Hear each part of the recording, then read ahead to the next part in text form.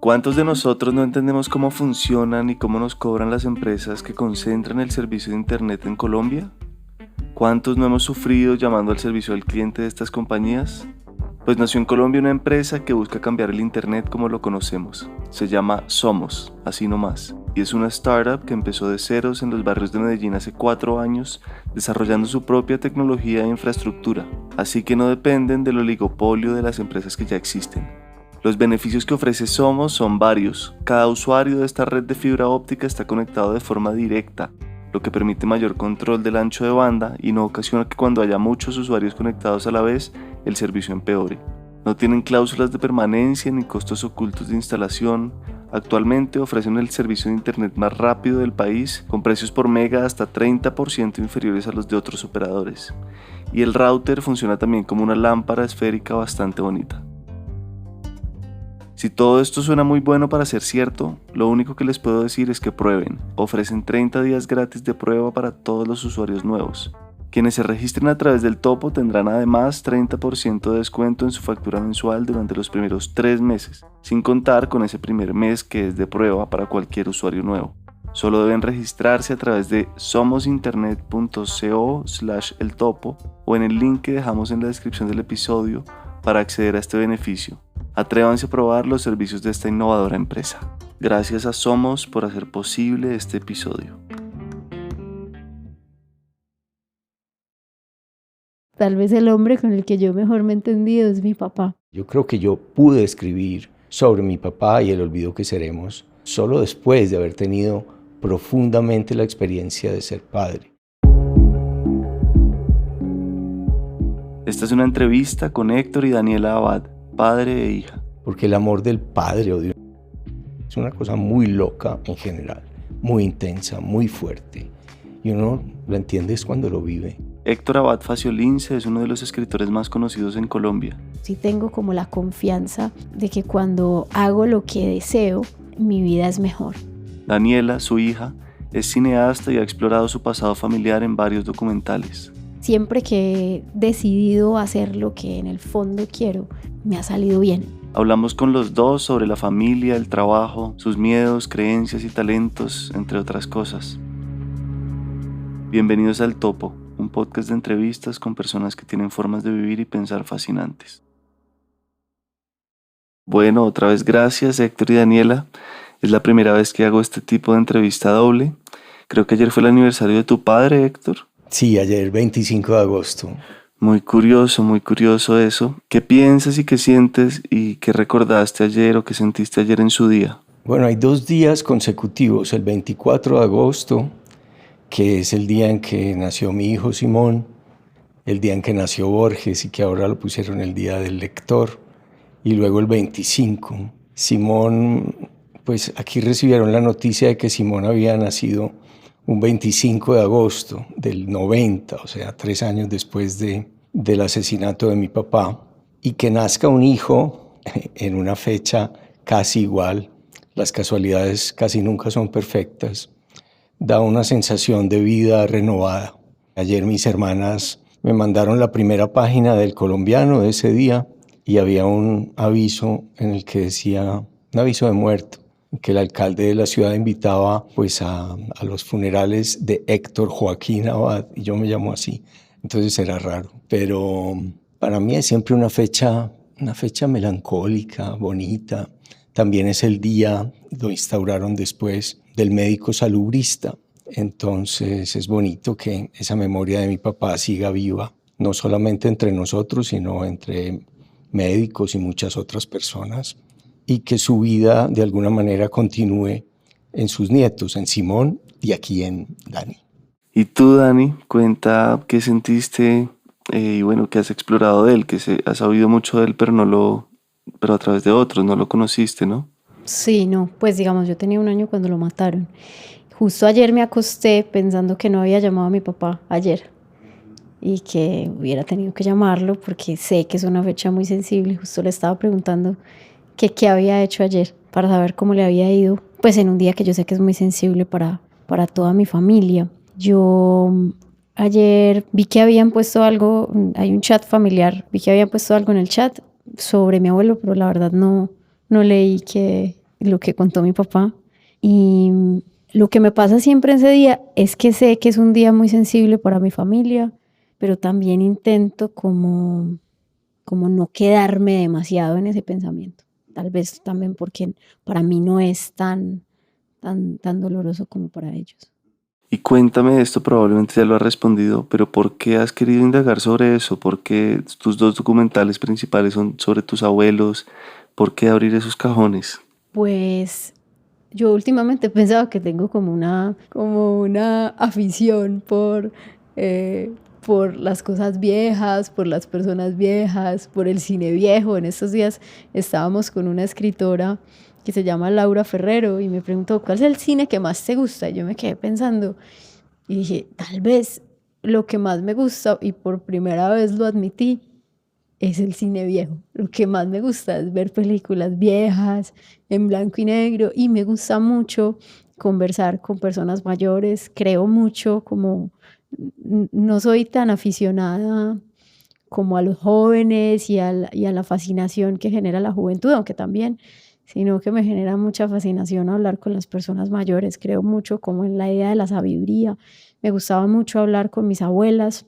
Creo que las películas de mis abuelos son en realidad películas sobre mis abuelas. Y entonces creo que también por eso terminé hablando de mis dos abuelos, que fueron personas que no conocí, pero de las que aprendí mucho haciendo las películas. Y tú, Héctor, quiero que intentes ver cómo ese encadenamiento de tu abuelo a tu papá, de tu papá a ti, de ti a Daniela, cómo han sido diferentes, iguales, qué tanto ha sido un papá como fue tu papá contigo. ¿Cómo ves ahí esa cadena generacional? Bueno, pues es que pasa tanto el tiempo, ¿no? Son 37 años desde que mataron a mi papá, que es prácticamente la edad de Dani. Mi abuelo Antonio Abad se había muerto antes de que mataran a mi papá, más o menos en el año en que yo me fui a vivir a Italia, en el 82. A mi papá le gustaban mucho las fotos en las que salían varias generaciones. Y yo recuerdo que hay una foto en la que está mi abuelo Antonio, mi papá Héctor, estoy yo y está uno de los nietos de mi papá, Ricardo. Y sí, ese encadenamiento como de historias, uno no sabe hasta qué punto, no sabe cuánto influyen, porque el papá de mi abuelo se había muerto cuando mi abuelo acababa de empezar a estudiar medicina y se había muerto de algo que obsesionaba mucho a mi papá, que era el tifus o la fiebre tifoidea. Y entonces el abuelo tuvo que retirarse de medicina, irse a manejar la finca de café en Jericó, y luego es como si mi papá hubiera cumplido el destino del abuelo al estudiar medicina, y a él le hubiera gustado ser escritor, pero fue médico, y es como si yo de algún modo, para complacerlo a él también, que le gustaba tanto la poesía, hubiera querido ser al principio poeta y después escritor.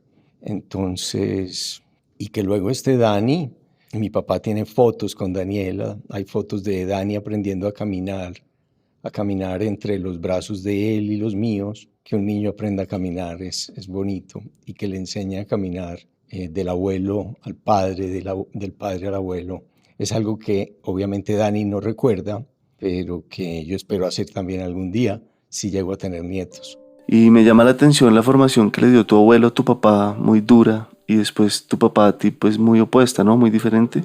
Bueno, mi papá era hijo de un campesino de Jericó, un campesino acomodado que quebró y luego se recuperó, de un ganadero, y ellos pensaban que la educación tenía que ser con mano dura y que los hijos tenían que ser valientes y fuertes, sobre todo los hombres. Entonces a él le daba mucha rabia que mi papá tuviera miedo, por ejemplo, por la noche, de ir a buscar las bestias a los potreros en la oscuridad, y si mi papá no lo hacía o lloraba de miedo, entonces le pegaba con las mismas riendas. Digamos que una educación así, probablemente no es la ideal, creo que no es la ideal, hizo que mi papá reaccionara contra ese tipo de educación y me educó a mí de una manera opuesta. Y yo pues afortunadamente no hice que el péndulo volviera y nunca les pegué a mis hijos, creo, ¿no, Dani? Entonces, no, digamos que la experiencia dura de mi papá pudo haber sido para él tan dura que lo llevara a repetirla, porque eso es lo más común. Los que reciben un poco de dureza y violencia en la infancia la devuelven luego de adultos. Él, al contrario, él logró oponerse a lo peor de su educación y a tomar lo mejor, porque es que tampoco es que mi abuelo fuera un monstruo, ni mucho menos. Era un viejo duro, pero ético y en el fondo también muy, muy buena persona y muy amable.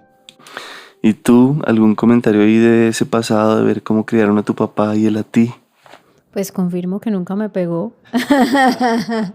Definitivamente no. Nosotros creo que tuvimos, mi hermano y yo, pues una educación muy, muy buena. Yo agradezco mucho la manera en la que nos educaron mi papá y mi mamá. Creo que mi papá nos ha educado como con mucho afecto y en apariencia con mucha laxitud, pero en realidad también mi papá, aunque nunca nos ha pegado ni mucho menos, también con algunas cosas recuerdo que no era tan flexible, digamos. Por ejemplo, mi papá dice que a mi bisabuelo le molestaba que a mi abuelo le tuviera miedo a la oscuridad. Y yo creo que mi papá nos ha enseñado a no tener miedo, como a ser valientes en muchas ocasiones. En otras también nos ha transmitido muchos miedos, como los miedos a la enfermedad, a la muerte, a cualquier tipo de accidente, en cualquier momento, en cualquier lugar. Pero también nos ha hecho personas muy, muy valientes. Yo creo, pues, que nos ha enseñado en general. Yo recuerdo, no tengo un recuerdo exacto, pero sí recuerdo cuando mi papá me enseñó a montar en bicicleta y cuando me exigía que tenía que subir por una cuesta en bicicleta que a mí me parecía durísima. Y él me decía, no, es que tienes que ser capaz, no puedo, tienes que ser capaz. Entonces, como digamos, cierta fortaleza que yo agradezco y cierta perseverancia, también cierta valentía a la hora de escoger, por ejemplo, una carrera como el cine. Pues para eso se necesita, yo creo que cierta valentía para ser escritor también, para dedicarse al arte o tener un podcast, se necesita cierta valentía que creo que él nos ha enseñado a tener.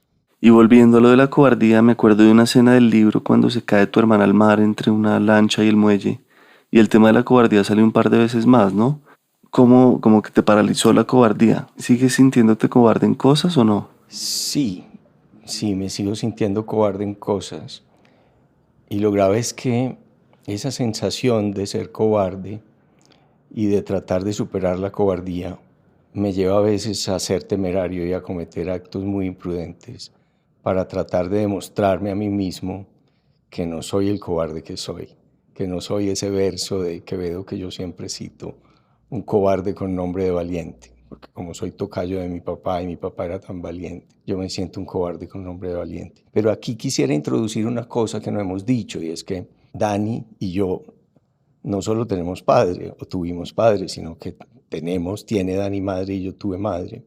Y siempre el papel de las mujeres en esta familia, en mi familia, pues el papel de mi mamá en la casa fue un papel de serenidad, de equilibrio y de alegría muy importante. Por ejemplo, esto que acaba de mencionar Dani, del miedo a las enfermedades, del miedo a la muerte, es un nerviosismo muy heredado de la parte paterna.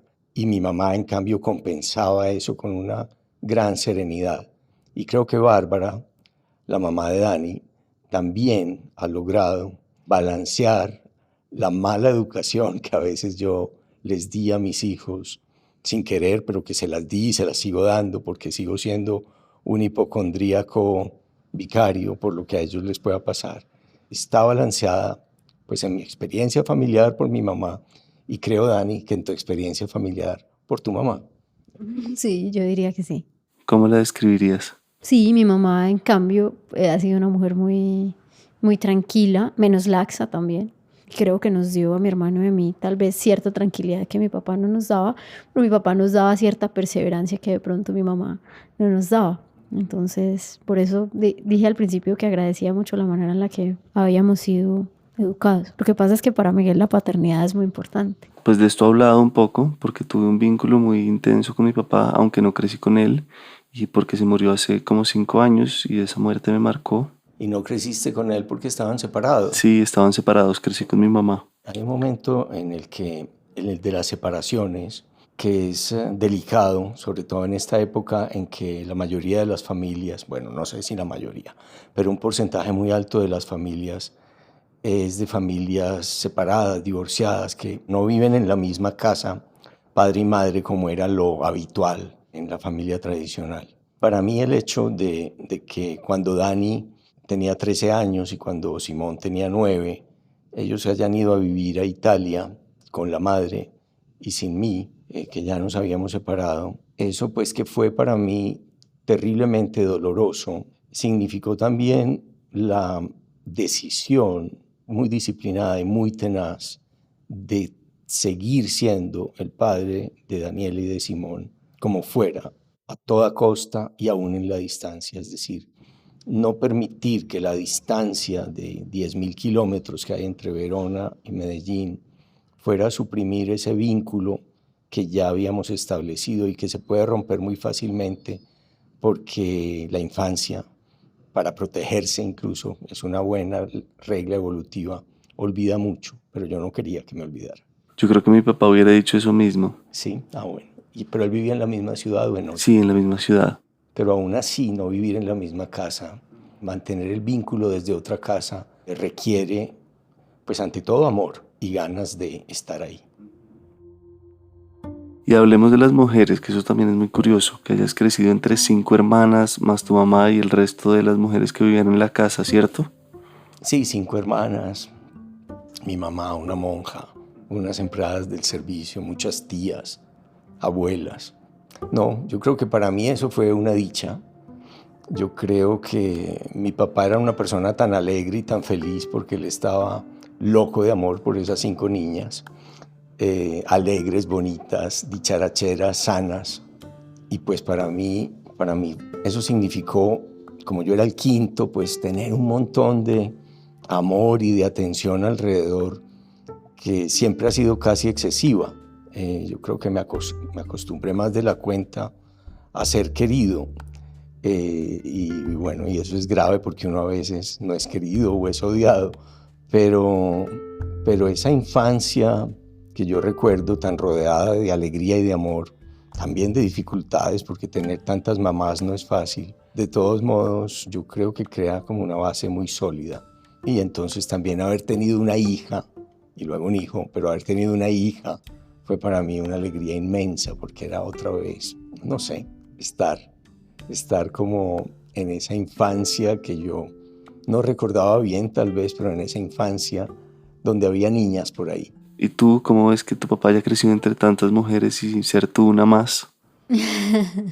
Pues a mí en general me interesan mucho las mujeres, además soy homosexual, pues, pero me gusta también tener muchas amigas, me parece que, no sé, me interesa el cerebro de nosotras las mujeres, me parece interesante, me parece que está lleno de historias, me parece más errático, es tal vez una mente que entiendo mejor que la de los hombres. Con los hombres siempre he tenido dificultades como para entenderlos a fondo, siento que tengo como que sacarles las palabras todo el tiempo para saber qué es exactamente lo que están sintiendo y creo además que deduzco mal, como que pienso muy como mujer el pensamiento de los hombres, no logro ponerme en el lugar de un hombre, no logro pensar exactamente como un hombre.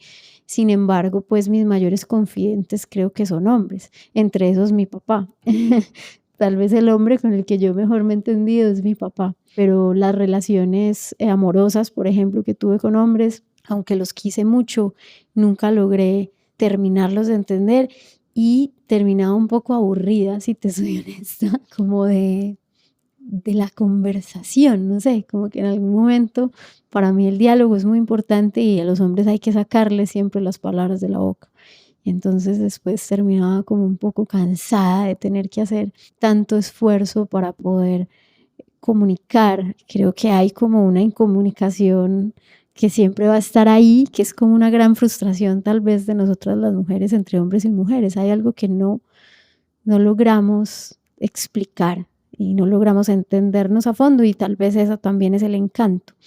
Pero yo en mi juventud tal vez eso me frustraba mucho y me generaba rabia no lograr entender a fondo, como que siempre habrá para una mujer un misterio en un hombre y en un hombre y en una mujer, creo que, y eso es maravilloso también, pero es algo que nunca he logrado como superar.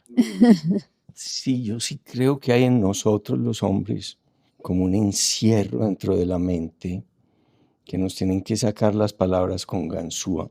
Yo creo que yo escribo para poder expresarme, digamos, con el lenguaje, lo que no logro decir hablando, lo que me cuesta mucho traer de la mente a la lengua. Ayer mismo, por ejemplo, y no creo que sea porque haya sido 25 de diciembre, De agosto. de agosto, 25 de diciembre es el cumpleaños de mi mamá. No creo que haya sido por eso, me di cuenta por la noche de que había estado callado casi todo el día y sentí que eso era como una gran injusticia con Alexandra. Y no porque estuviera escribiendo o ocupado, porque estaba, por ejemplo, haciendo acordes de guitarra, tratando de aprenderme acordes de guitarra ridículos, monótonos y cacofónicos. Pero por la noche dije, pero no he hablado con Alexandra prácticamente en todo el día. Los hombres somos horribles. O tenemos que conseguir, los que somos silenciosos, una mujer muy capaz de estar sola y de soportar el silencio. La mamá de Dani, Bárbara, soportaba muy bien el silencio. Alexandra también soporta muy bien el silencio. Pero yo entiendo que lograr que nosotros digamos qué es lo que nos pasa en cada momento, qué es lo que nos lleva a ese ensimismamiento y a ese tal vez ocuparnos en cosas que nos permiten no pensar y no hablar mucho, arreglar algo con las manos, tocar una guitarra, encerrarnos en un libro, encerrarnos en el trabajo, producir plata sin parar, cosas de esas que los hombres hacen, manejar carro a toda velocidad, que son muy aburridoras, como dice Dani. Yo también prefiero la amistad con las mujeres, no porque yo hable mucho más con ellas, sino porque ellas me hablan mucho y me encanta oírlas. Y también me hacen hablar un poco más. Bueno, Dani me obliga a hablar. Por ejemplo, cuando Dani va y dice que quiere hablar conmigo, bueno, ella habla de sus cosas, pero también me obliga, me saca, trata de sacarme del laberinto interior. ¿Qué es lo que pasa? ¿Cuál es el hilo que te puede sacar de ese laberinto donde estás perdido? Y hablemos de la relación de ustedes dos, que veo que es admirable y algo escasa, que haya tanta cercanía, que se dé una entrevista así como entre amigos. ¿Son un poco amigos, confidentes, padre e hija simplemente, o como cada una? ¿Y cómo se ha desarrollado esta relación también? Pues yo creo que es de padre e hija. Creo que lo que hay ante todo es la seguridad de un amor incondicional. De parte mía hacia Dani, por supuesto, y yo siento también que de parte de ella hacia mí. Es decir, que no hay nunca, que no habrá nunca ganas de hacerle daño al otro, que podemos hacernos daño, porque las personas que más se quieren son también las personas que más daño nos pueden hacer o a las que más daño les podemos hacer. Por eso hay que tener cuidado.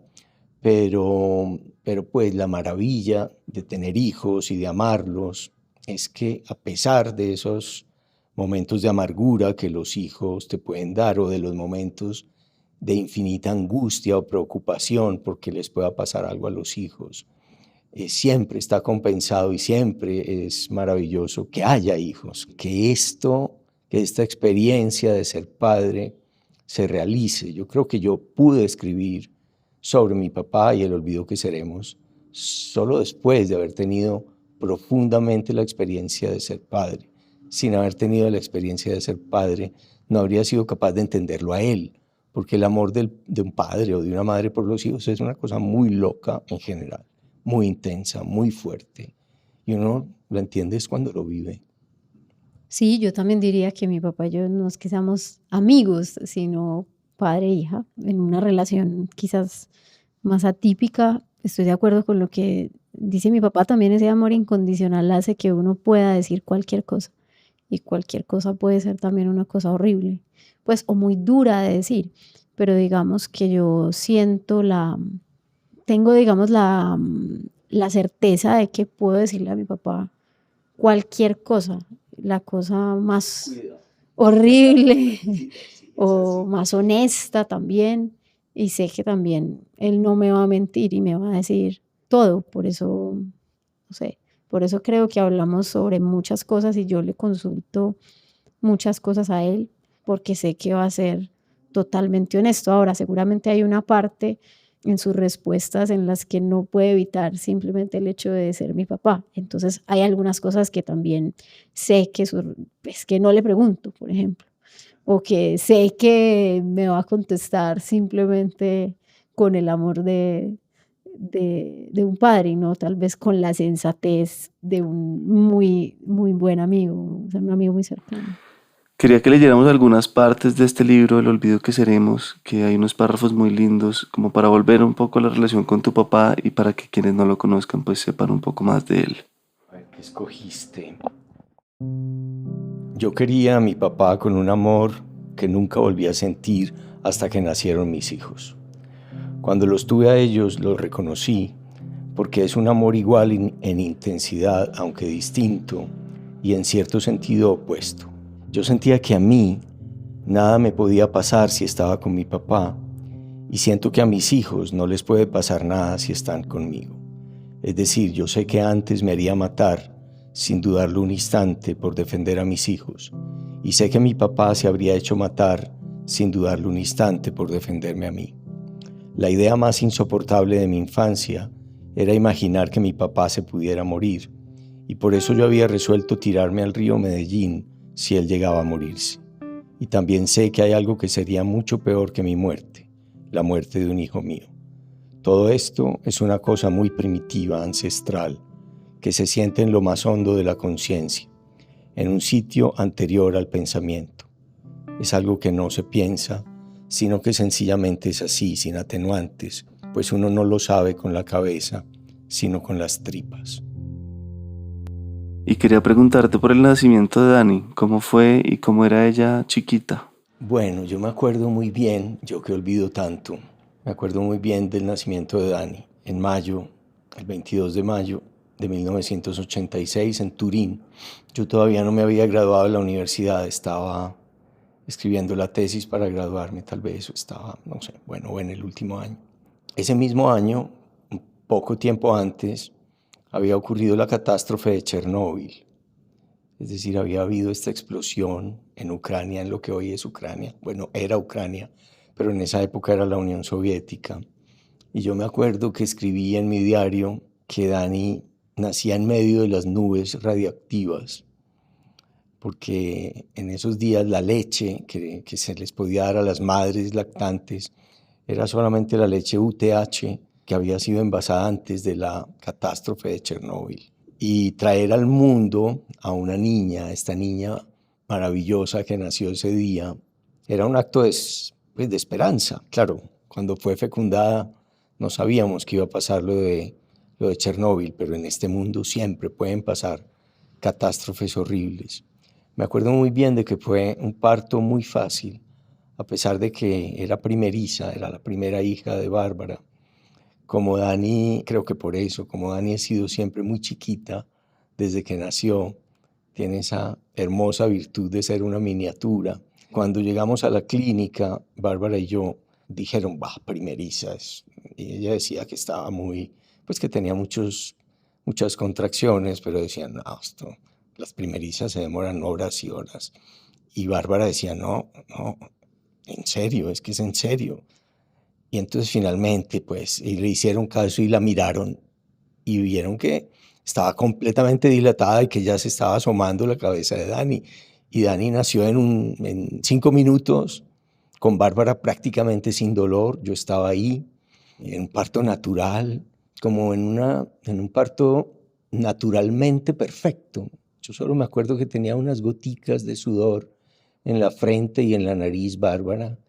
Y de resto, pues yo estaba como en la cabecera de la camilla, y de resto salió esta niña, le cortaron el ombligo, lloró, y fue maravilloso. Yo salí del hospital después, dejé a Bárbara con Dani, y había una gran luna, y nada, una experiencia y una felicidad de las más grandes. ¿Y tú, Dani, qué recuerdos te llegan de tu infancia? Pues yo crecí entre Italia y Colombia. Yo nací en Turín, en Italia, y obviamente no tengo recuerdos ni de mi nacimiento ni de esos primerísimos años, pero sí me acuerdo del jardín de niños en el que estudiaba en Italia, me acuerdo como de la casa en la que vivíamos, pero digamos que mis recuerdos de infancia más claros son en Colombia, en una casa en la que vivíamos en Laureles y en la que nos la pasábamos jugando mi hermano y yo. Me acuerdo que mi papá nos leía desde muy chiquitos, pero a mí me leía en particular Pipi Calzas Largas para precisamente hacerme una mujer valiente, porque Pipi Calzas Largas pues es súper valiente, monta a caballo, es súper fuerte, es como una hormiga atómica eh, de comienzos de siglo, no sé de qué año es Pipi Calzas Largas. Bueno, es este libro maravilloso de la escritora sueca Astrid. ¿Tú te acuerdas del apellido? Lindgren o algo así. Bueno, pero qué pena con los que oyen este podcast, que yo no me acuerde de ese nombre, de un libro que a mí además me hacía morir de la risa. Es decir, yo se lo leía a Dani con un gusto, porque era una niña que vivía sola. El padre era como un aventurero, un marinero lejano, y yo no sé por qué no tenía mamá, y ella vivía sola en una casa y hacía lo que le daba la gana. Y tenía un caballo, iba a caballo al colegio, y era una niña independiente, fuerte. Yo creo que esta autora sueca, que es muy famosa y a la que no le dieron el premio Nobel, pero se lo tendrían que haber dado, escribió un libro infantil protofeminista, pero como de fuerza, independencia, valentía, capacidad de estar sola y confianza en que el padre aventurero por allá iba a estar siempre por ahí y la iba a apoyar siempre, pero que ella de todas maneras no necesitaba de nadie. Y leerle eso a Dani, yo creo que yo no sé quién gozaba más, si Dani o yo leyendo. Sí, yo gozaba mucho y me crié, digamos, con la idea de que yo era capaz de hacer todo, de que yo era un superhéroe sin ningún complejo, digamos, machista. En ningún momento me sentía menos. Además era muy necia. Me había caído de la bicicleta como a los 4 años y había perdido los 2 dientes de adelante. Entonces era mueca, pero en ningún momento, pues, sí, de leche afortunadamente, pero digamos los dientes reales no me crecieron como hasta los, no sé, 8 o 10 años. Entonces fui mueca por lo menos 4 o 5 años en mi vida. Y no sé por qué nunca tuve ningún complejo, me reía, mostraba los muecos. Un tío dice que le escupía a través de los muecos, le tiraba agua, o sea, era muy, muy necia y muy segura, digamos, excesivamente segura de mí misma. Tenía una pandilla en el colegio con puros amigos hombres, regalaba todas las Barbies que mis tías me regalaban, unas Barbies carísimas, odiaba jugar con Barbies, recibía a mis amigos sin camisa, siempre se acuerdan que yo los recibía, pues obviamente tenía tetillas, pues, y mi mamá pues también nos crió de una manera muy europea, entonces no usaba bikinis, sino pues unos calzoncitos para meterme al mar o a la piscina, y me creía con superpoderes. No sé hasta qué edad me creí, yo creo que todavía me creo un poquito con superpoderes a veces, y a veces me acuerdo de que no, de que no tengo. Uno de los juegos favoritos de Dani con mi mamá, con su abuela, era que salían a caminar y Dani se le escapaba, chiquitica, de 4 años, y salía corriendo a toda velocidad. La abuela no podía seguirle el ritmo, corriendo toda la cuadra hasta la esquina, como si se fuera a tirar a los carros y a pasarse la calle sin mirar. Y en la punta de la acera, en la esquina, frenaba en seco, volteaba y le soltaba una carcajada a mi mamá, que detrás daba alaridos, creyendo que se iba a matar y que la iban a matar los carros porque ella se escapaba. Tenía esa cosa de la independencia, yo lo hago sola y yo sé dónde parar y dónde ya no me matan. Pero obviamente ese juego para mi mamá era terrible, porque además Dani lo hacía para burlarse de los miedos de ella. No, y podía ser muy arriesgado. También una vez me pasé de un balcón a una ventana en un 11º piso. Y recuerdo perfectamente cuando me pasé y miré para abajo y vi el abismo y dije, bueno, no te puedes caer porque si te caes te matas. Y me pasé para el otro lado y abrí la puerta, porque se había quedado cerrada la puerta por dentro. Entonces yo, que tenía superpoderes, pues fui a hacer eso. Fue horrible, pero bueno. También me acuerdo de juegos típicos de niños que crecen en un país violento como Colombia. Mi hermano y yo jugábamos a recoger niños de la calle. Entonces ensuciábamos todas mis muñecas, las tirábamos por toda la casa y jugábamos a recogerlas, jugábamos al orfanato. Yo lo decía en italiano, al orfanotrofio. Ese juego me producía la angustia más grande de la vida porque yo me acababa de separar y yo llegaba a la casa a hacerle la visita. ¿Y qué están haciendo? No, aquí jugando al orfanotrofio.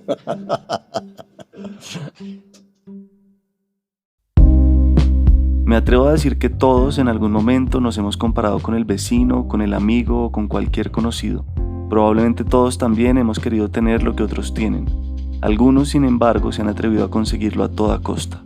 Pirámides, préstamos gota a gota, tarjetas de crédito sin fin, apuestas, en fin. Son tantas las opciones para alcanzar esos sueños a los que aspiramos y asimismo tantos los riesgos.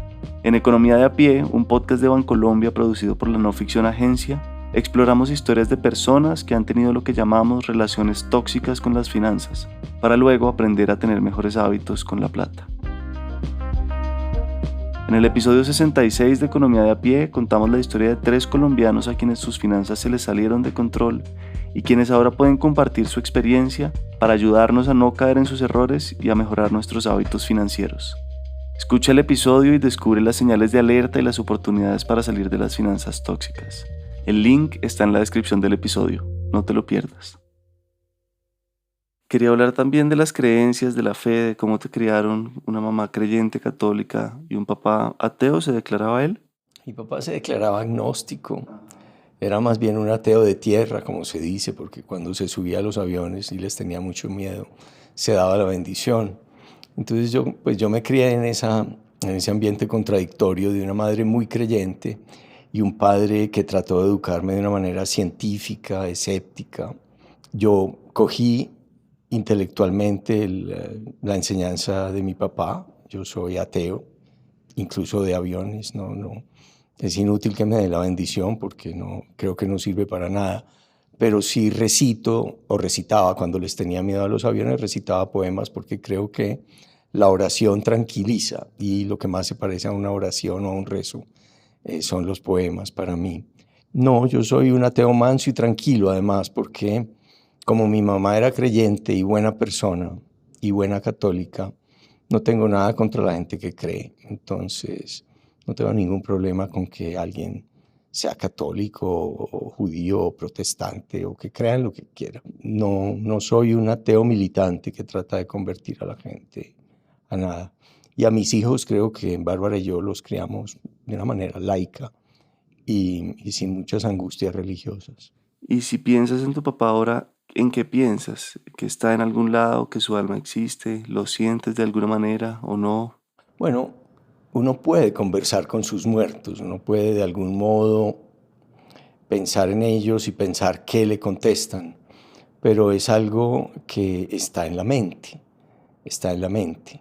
De todos modos, en algo que estoy escribiendo ahora, me interesa como esa bellísima fantasía religiosa de la supervivencia de las almas y de la comunicación de las almas. No creo en absoluto en ella, pero sí creo que es una creencia muy natural y probablemente yo creo que se la inventó un padre o una madre, unos padres que perdieron a su hija o a su hijo y que no lo soportaron. Yo creo que el invento del más allá y de la supervivencia en el más allá es un invento del dolor de un padre que ha perdido a su hijo o de un hijo que ha perdido a su padre, también podría ser.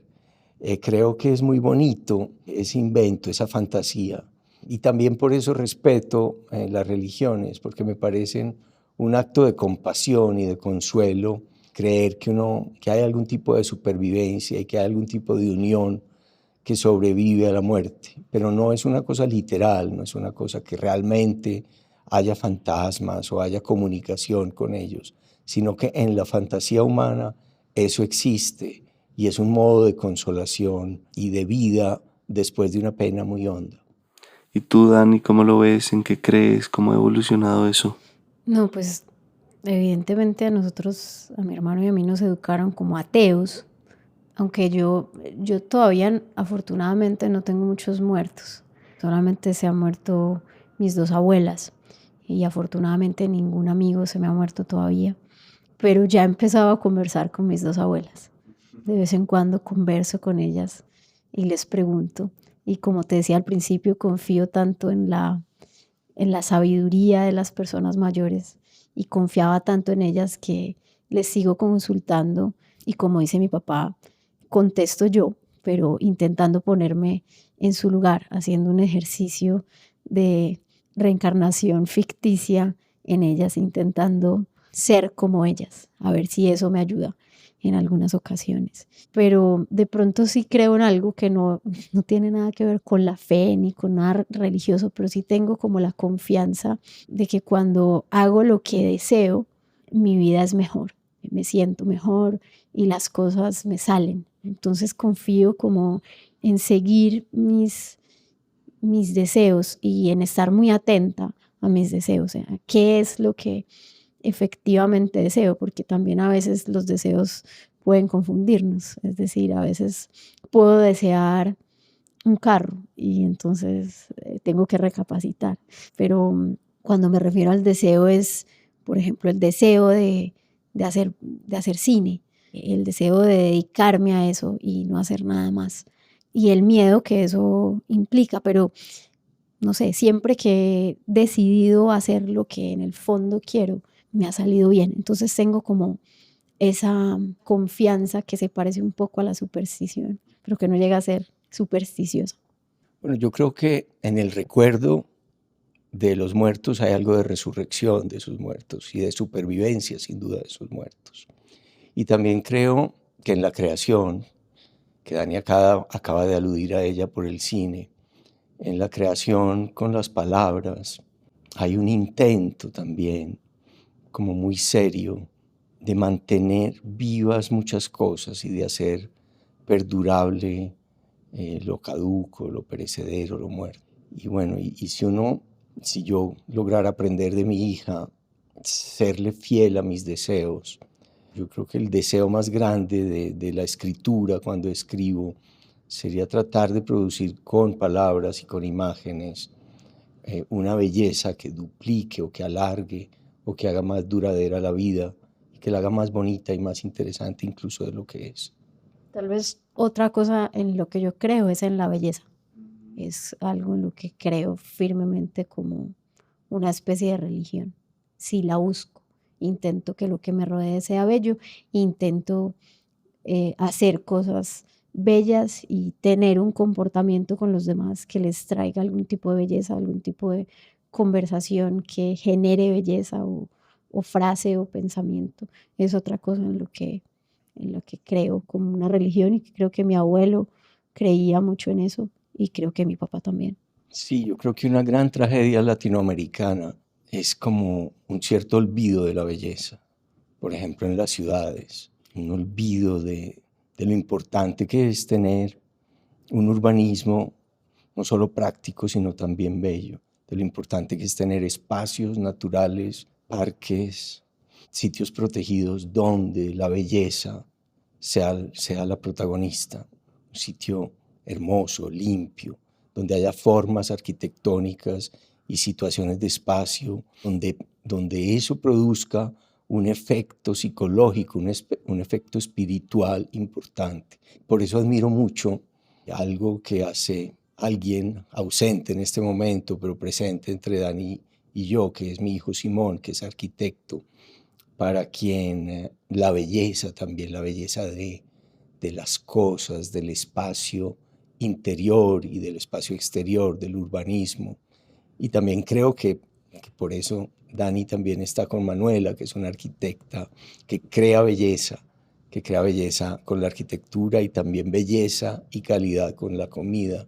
Bueno, ese intento como de hacer cosas bellas o bonitas en el espacio, en el arte, en la audición, en lo que se ve, en lo que se come, en los sitios por donde se camina. Eso nos hace mucha falta aquí y uno ama más, uno quiere más y respeta más un país, una ciudad, algo, cuando consigue algo de belleza, cuando no todo está desgraciadamente dedicado a la mera supervivencia. Voy a añadir una cosa, pero es algo que parece muy frívolo, digamos, pero yo creo que también la belleza de los espacios y de las cosas propician más fácilmente momentos excepcionales, o propicia también de manera más fácil pensamientos excepcionales, conversaciones y tal vez propicia una comunicación más cercana entre los seres humanos, digamos. Entonces no es solamente una cosa meramente estética, sino también, digamos, tal vez intelectual o emocional. Y quería, Héctor, que dejáramos leída otra partecita. Sé que de esto de pronto ya has hablado, ya lo has dicho, pero quiero aprovechar estos parrafitos y que los comentemos después. Fue una etapa en la que cambió un poco tu relación con él. Pero ese año de excesiva intimidad con mi papá fue el año también en que yo me di cuenta de que debía separarme de él, así fuera matándolo. No quiero que esto suene muy freudiano, porque la cosa es literal. Un papá tan perfecto puede llegar a ser insoportable. Aunque todo lo que hagas le parezca bien, o mejor, porque todo lo que haces le parece bien, llega un momento en que por un confuso y demencial proceso mental, quieres que ese Dios ideal ya no esté allí para decirte siempre que bueno, siempre que sí, siempre como quieras, siempre que como quieras. Es como si uno, de todos modos, en ese final de la adolescencia, no necesitara un aliado, sino un antagonista. Pero era imposible pelear con mi papá, así que la única forma de enfrentarme a él era haciéndolo desaparecer, así me muriera yo también en el intento.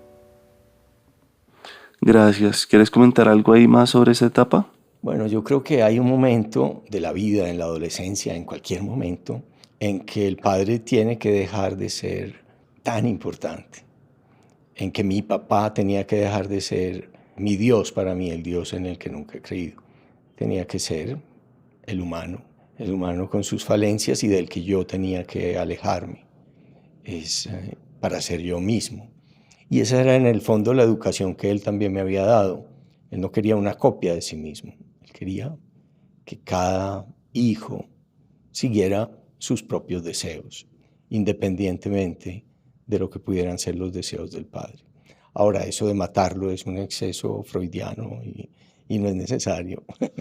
Es simplemente una distancia que no mata el amor, creo yo, sino que hace que, bueno, que se sepa y que seamos lo que somos, seres pues no solo falibles y caducos, sino perecederos, y que acabamos perdiendo la mente y pudriéndonos. ¿Y tú, Dani, alguna reflexión? Pues sí, creo que hay un momento en el que uno en la adolescencia desmitifica a los padres, sobre todo si tuvo unos padres pues que uno admiraba mucho.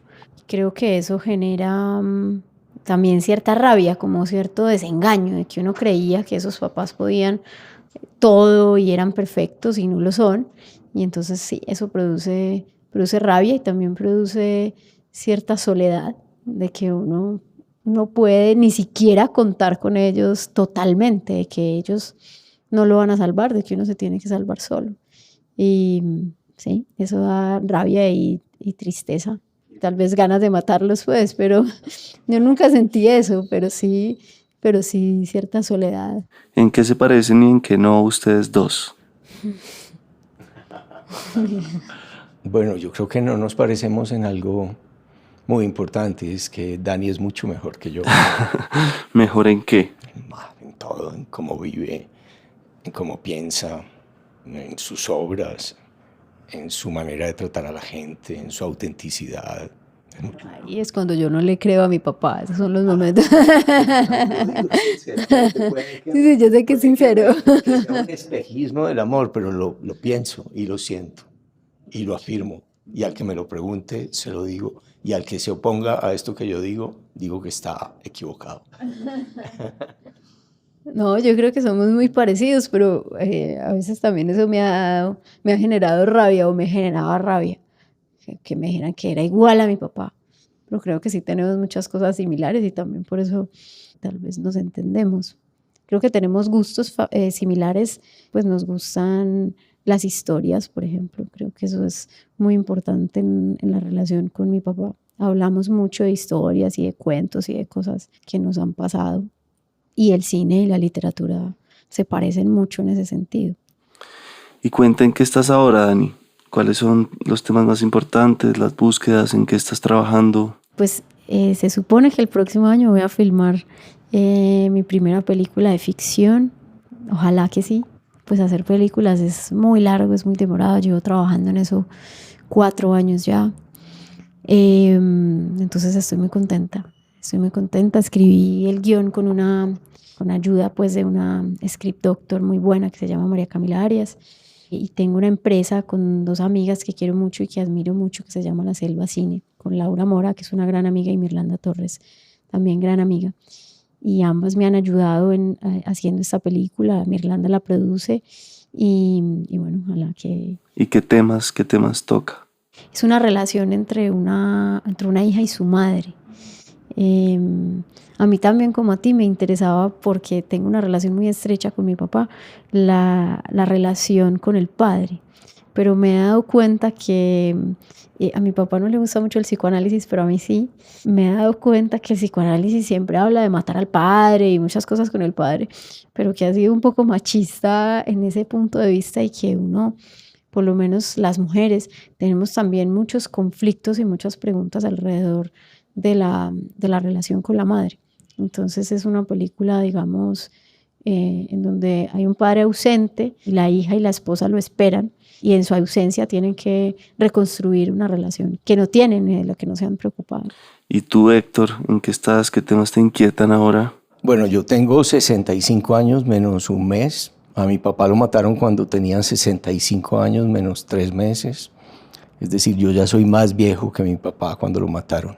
Pero hace un año y 2 meses, yo fui a Ucrania, y en un acto imprudente, no solo fui a la Feria del Libro de Kiev, que era mi destino y mi propósito, sino que me acerqué hasta Kramatorsk. Y así como ayer mataron a unos periodistas en un hotel, a nosotros nos cayó un misil encima en una pizzería, y la escritora que estaba frente a mí, Victoria Melina, cayó herida de muerte y se murió 3 días después.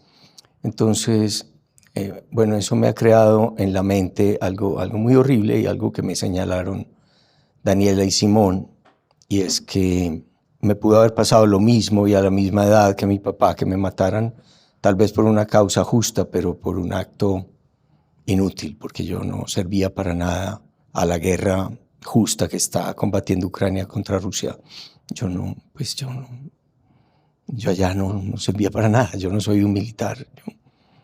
Entonces, lo que estoy escribiendo tiene que ver con esa experiencia, pero ha sido muy difícil de escribir. A veces pienso que no soy capaz. El mes de julio pensé que no iba a ser capaz. Ahora otra vez estoy contento. Y bueno, digamos que la conclusión a la que yo llegué y a la que quiero llegar con ese libro es que afortunadamente no me mataron y no me morí como un héroe, como mi papá, porque yo prefiero morirme en la cama y de viejo, sencillamente de vejez, como se murió mi mamá hace 3 años. Y que habría sido muy mal hecho de mi parte haberles dejado yo ese problemita psicológico y espiritual a mis hijos, de que me mataran por allá en un país extraño, por una causa en la que yo es muy poco lo que puedo aportar.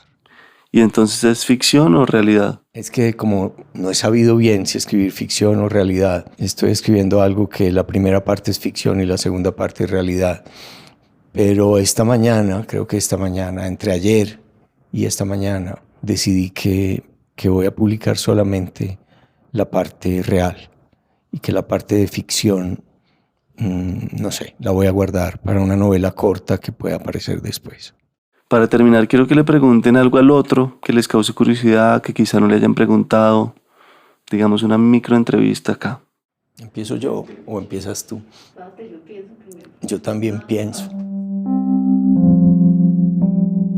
A ver, Dani, yo creo que tú vas a vivir muchísimos años, como tu abuela Laura y como tu abuela Cecilia. Cuando seas una abuela tú misma, ¿qué te imaginas?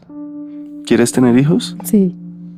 Pues mi gran referente de abuela era mi abuela Cecilia, que ya no voy a poder ser como ella porque ya no voy a poder tener tantos hijos como ella. Pero me gustaría ser una mujer tan vital y con mucha curiosidad. Espero seguir teniendo mucha curiosidad para seguir aprendiendo cosas, que es lo que más felicidad me trae. Espero seguir haciendo películas, ojalá sea capaz.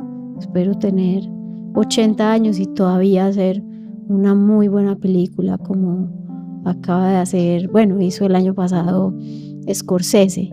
Espero poder seguir trabajando en lo que me gusta y seguir enseñando, tal vez. Me gusta mucho la enseñanza. De pronto no sea capaz de seguir siendo profesora hasta esa edad, pero me gustaría seguir enseñando lo que sé y estar rodeada de mucha gente que yo quiero y que me quiere a mí. Eso me parece lo más importante, vivir en un lugar grande en donde yo pueda recibir a mucha gente, en donde mis amigos puedan llegar a almorzar cuando quieran o a comer, y un lugar que siempre esté. Papi, como voy a cumplir en 2 años 40 años, ¿qué consejo me darías? ¿Qué consejo le darías a alguien? Mi papá escribió hace un tiempo, publicó hace un tiempo sus diarios, que yo nunca leí, pero sí hice el ejercicio de ir a ciertas fechas en las que sabía que tenía ciertas edades. Entonces, no sé, ¿qué estaría pensando mi papá cuando tenía? Lo que pasa es que cuando empiezas tu diario, ¿cuántos años tenías? 20 y pico. Sí, yo empiezo el diario pues antes de que tú nacieras. Tú naces cuando yo tengo 27. Sí, como a los 24, 25 años lo empiezo. Yo hacía el ejercicio de preguntar, como decir, no voy a leer todo el diario, pero a ver mi papá qué estaba pensando cuando tenía mi edad, por ejemplo. ¿A qué edad mi papá le fue bien con un libro? ¿Qué hacía cuando tenía 40 años? ¿Cómo se sentía? Y como siempre nos han dicho que somos tan parecidos, entonces tengo la superstición de que va a ser parecido para mí. Entonces hice ese ejercicio, entonces por eso le quiero preguntar, ¿qué le dirías a mí? No es necesariamente a mí, pero a alguien que se dedica al arte y que va a cumplir dentro de poco 40 años, que es una edad que a mí personalmente, no sé a ti, Miguel, pero a mí me da mucho miedo cumplir 40 años. Me dio miedo cumplir 30, pero me da mucho más miedo cumplir 40. Pues Dani, yo creo que todas las edades son peligrosas y en todas las edades le pasan a uno cosas maravillosas y le pasan a uno fracasos. Acabas de mencionar los diarios y el viernes nomás recibí una carta de mis editores donde me decían que iban a destruir 2.000 ejemplares de mis diarios porque no se vendían, pero que si yo quería me los mandaban a la casa gratis. Entonces yo escogí que me los mandaran a la casa gratis y ahora pues no sé dónde voy a meter 2.000 libros bien gordos. Creo que en el cuarto útil. Y eso obviamente para un escritor eso es una especie de fracaso, un fracaso que a nadie le interese leer los diarios, aunque un amigo mío, Gonzalo, dice que lo mejor es que nadie lea mis diarios, empezando por mis hijos, que el compromiso con ellos cuando yo los publiqué fue que no los leyeran. Pero a los 20, a los 30, a los 40, a los 50, ahora a los 65, pasa siempre lo mismo. Hay momentos de exaltación en que las cosas salen bien, en que uno escribe guiones o libros o cuentos o artículos y salen bien, y momentos en que, aunque los escriba con el mismo esfuerzo, aunque los haga con las mismas ganas, no salen bien. Lo importante es que nunca eso te derrote cuando no salen bien, porque si uno sigue, es probable que llegue un momento en que la torta se dé la vuelta y salga mejor. Y muchas veces lo que salió mal, no salió mal con justicia, salió mal porque el éxito es una casualidad. El éxito es una cosa que a veces pasa y a veces no. Lo importante es seguir. Claro, el éxito anima mucho, pero el fracaso no puede nunca desanimarnos. El fracaso tiene mucha gracia. Y sobre todo tiene más gracia cuando uno lo supera. Así es, qué lindo. Muchas gracias a los dos.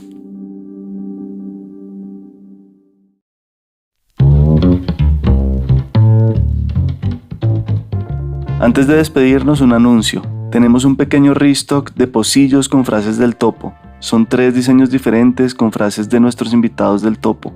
Una de ellas es La respuesta está en la raíz, de Martín von Hildebrand. Otra es Esta vida vale la pena por la gente que uno quiere, de Gilmer Mesa. Y una más es No me tomo la vida tan en serio, de Julián Arango. Estos pocillos son hechos a mano y son parte de nuestra colección con calma y cariño. También tenemos banderas y pósters para decorar las paredes de tu casa con frases de Juan Carlos Torres y de Andrés Parra. Para comprar cualquiera de estos productos solo entra a tienda.lanoficcion.com o al link en la descripción del episodio. Hacemos envíos a toda Colombia. Gracias de antemano porque con esta compra nos ayudas a hacer este proyecto sostenible.